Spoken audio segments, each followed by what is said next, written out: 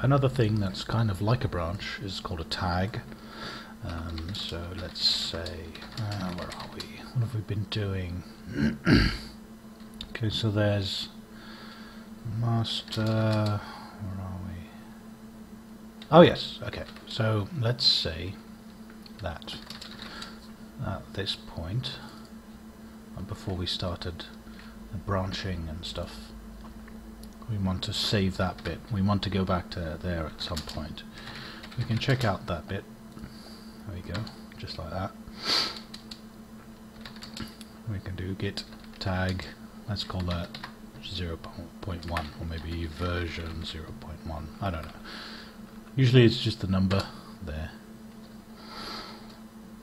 And then check out master again.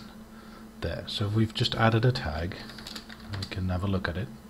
We're just doing git tag, and have git tag -v. What can we do? What does that do? Oh, that's the signature. No. Okay, so that's fine. We can see right there, this is our master, and then we know that at this point we can go there at any time, so we can do, for instance, 0.1, and now we're back there. Yes, it does turn into a detached head state because it's not really a branch. Git tags don't update, like I showed you last time. I still have it. The branch tag, sort of this branch pointer, sort of gets updated. Starts here, and then we committed something, and the pointer updated to that next commit, and then we did a merge and it updated to the next commit. Then there we had that moo. Ooh, I butchered that one.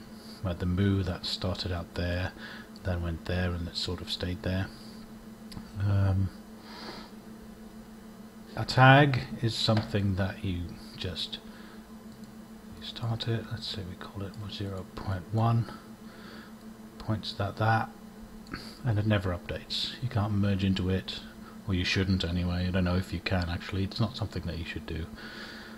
It's just something to keep track of a particular point in your history, so that you could go back to it if you wanted to.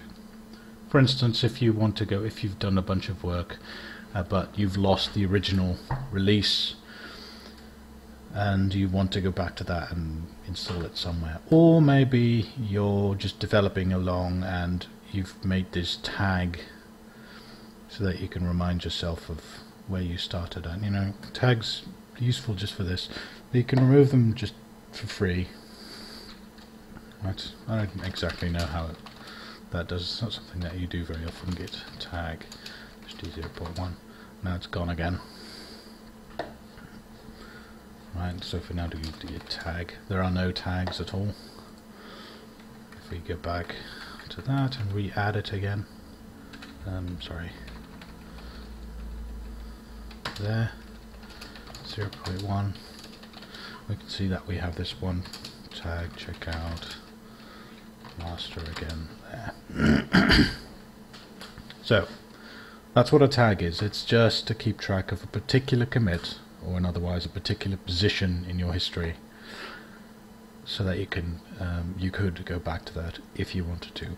Something else I wanted to do is to show you this nifty thing. Let's get log -- graph.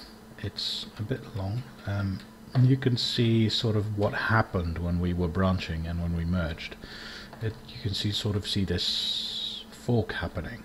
So these are our first few commits, the first few commits in the first few videos. Then we did the branch to moo. You see here, this is this commit to create master branch.txt. Then there was this commit to create moo branch.txt, and then there was this merge commit. So you can see the branch actually happening. And you can do that with git log -- graph. You may want to do something like that, where you sort of get this shorter version, or you can just Google. Let's do that. Let's just Google that real quick. Git log graph. Because you can very quickly find a very nifty looking. Here's one, just on Stack Overflow. There's a very nifty. Oops. Log command line. I'm sorry about that. Log graph. That's very long. Sorry, that's git log. It's very long, but that's what that looks like. So you can see it's got a relative time, and it's got these commit messages, and it's got the person who actually did the commit, and it also has this, which is very nice. These are the branches or tags that are, and their position, like I showed you here. Because that, oh, this is just gone. What the? Okay, I'll just. Sometimes I get carried away drawing things. Yeah, I'm not going to do that again. So, but like I showed you, that a branch or a tag is just a pointer to a particular commit. So in this case, we've got this commit. This is our most recent one. It's our merge commit from mu to master. And as you can see, these two branches are there. These two branch-like things, like heads, not really a branch. Master is a branch, and this is a tag. Head, incidentally, is always at the head of our current understanding. So if we go to master, that's where our head is. Let me check out 0.1. We do that again. We can see that head is there. It's always the most recent commit that we've got in our history. The most recent commit is the head. So you can do git checkout head. I think I did this by accident when I mixed up in an earlier video when I mixed up head and master. This is a no op. It never does anything. As you can see, we're still there. We can always go back to master. There, now we're on the master. We can do this. There we go.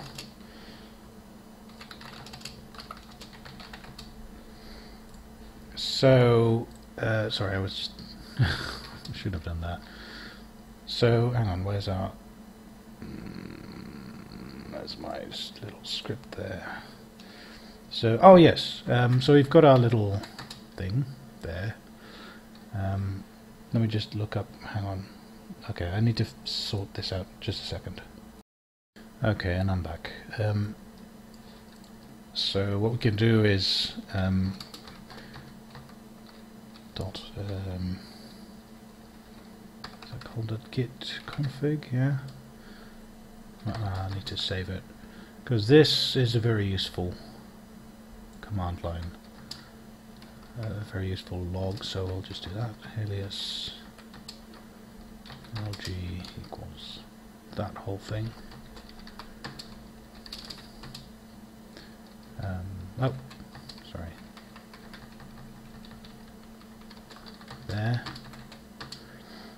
There.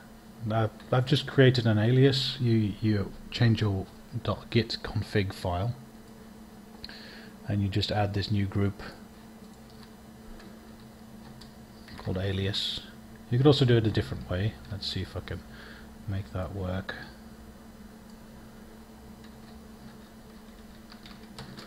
So git config -- global alias.lg, and that, does that work?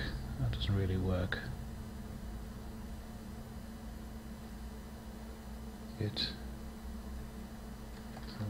maybe I'll just need to do that. Yeah, that works. There. So let's remember when we did git config -- global and then user.name. Right, that's sort of similar. It updates your git config file. In this case, it added this alias there. So now we can do git lg to just get this really gorgeous. Who created this? Looks like this was Slipp D Thompson on Stack Overflow. Very nice. This is just a really lovely. Anyway, getting carried away here. So yeah, that's what you can do. It's just a very lovely way to see. Another thing that might be important is, say we've got we create a new branch, call it moo2. Check out moo2. Add moo2.txt. Echo moo2.txt. Git add moo2.txt. Git commit moo2 RG. So now what we've got, I created this new branch moo2. We've got our old branch master, and obviously since I've got moo2 checked out, that's where the head is. Check out master. Now we can have a look. We can do this. Does that work? Yeah, that works. So I just took the original really long command line and just added --all, which sort of goes about all branches that we know about and tries to figure out where all the commits are. So we can see that the head is here because we've got our master branch checked out, and then decamoo has just got an extra commit there. Now what if we were to add that moo2 branch back into master, merge moo2, what it does is it creates a fast forward merge. That's called a fast forward merge. What it does is it does not create a merge commit. Why? Because we've got something like this. We've got commit, so that all points to the last one. Then we create this branch, right, using this old history, and then whatever commit, and then we want to merge this. Say this is moo and this is master. Wow, I'm just making a mess. I need to hurry up a bit because my time's running out. I've got this moo branch here and I want to merge that back into master. I don't have to merge anything. What it can just do is point master instead of pointing from there. In order to incorporate all these changes from the moo, it can just point to there, because there's no real change. If there was an extra commit there, that I could understand, because then it has to do some actual work to make sure that these changes don't overlap and such. But if this does not exist, there is nothing between master and moo that will conflict. It can just fast forward these commits. In other words, just point master to that commit directly, and it'll all work out fine. So that's what that does. What you can do is, even if you have this sort of construction, so hang on, what you can do is, see, I can do this, check out that one.